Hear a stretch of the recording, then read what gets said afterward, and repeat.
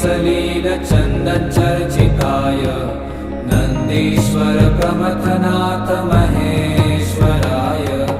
मन्दार पुष्प बहु पुष्प सुपूजिताय